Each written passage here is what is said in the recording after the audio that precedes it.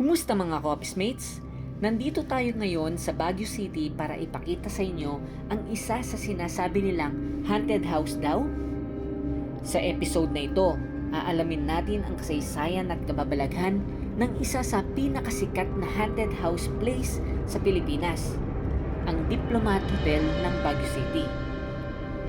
Aalamin natin kung bakit ito tinawag na haunted hotel at kung ano-ano ang mga kwento sa likod ng lugar na ito. Tara, simulan na natin. Ang Diplomat Hotel ay mayaman sa kasaysayan.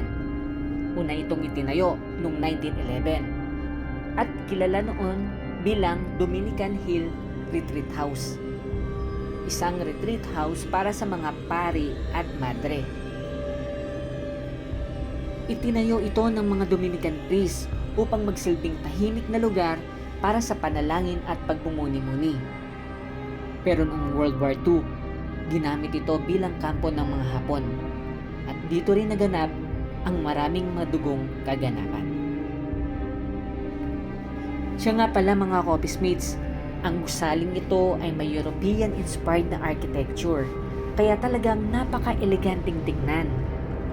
Ngunit ang kasaysayan nito ay puno ng trahedya at mga pangyayari na nag-iwan ng bakas sa lugar.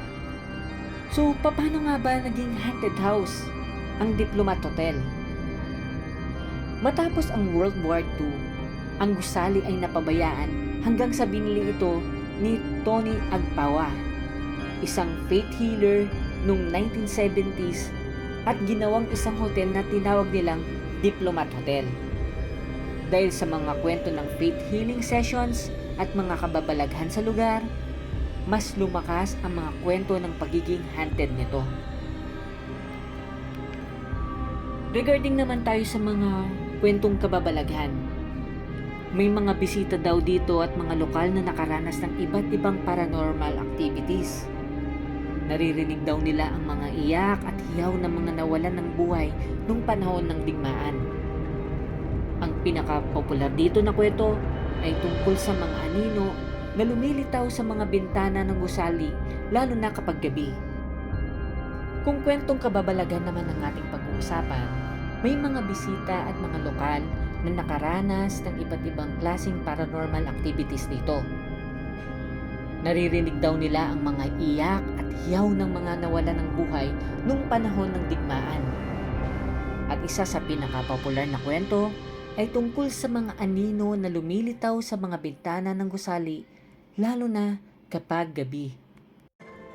May mga kwento rin na may nakikita silang white lady o mga pari na naglalakad sa paligid ng hotel. Marami rin nagkwekwento na nakakakita sila ng mga aparisyon o bigla ang pagpatay-sindi ng ilaw kahit walang kuryente sa loob. So bakit naging isang sikat na haunted place ang Diplomat Hotel? Ang kombinasyon ng trahedya at kasaysayan ng Diplomat Hotel ang dahilan kung bakit maraming tao ang nagtangkang bumisita dito. Dahil sa mga malagim na kwento noong World War II, ang mga kaluluwang nawalan ng buhay ang sinasabi nilang nananatili dito. Narito ang mga ilan sa mga paranormal activity na mga naranasan ng mga tao doon. Katulad na lang ng mga biglaang malamig na hangin na lumilitaw kahit na araw daw. May mga nakaririnig ng mga kalimbang ng kampana kahit na hindi naman ito gumagana.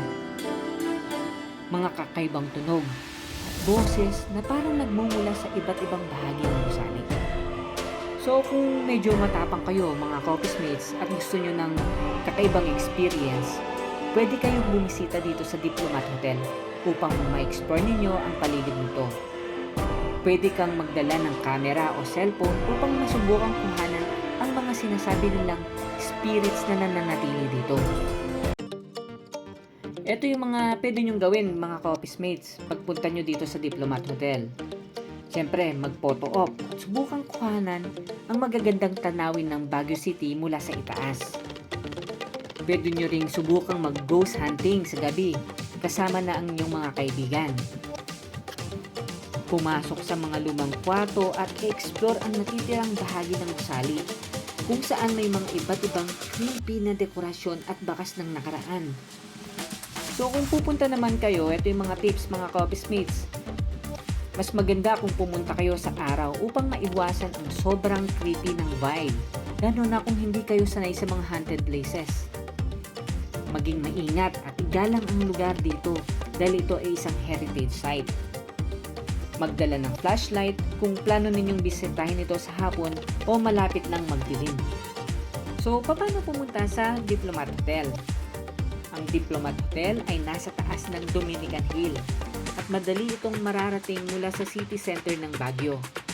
Pwede kayong sumakay ng jeep o taxi papunta rito.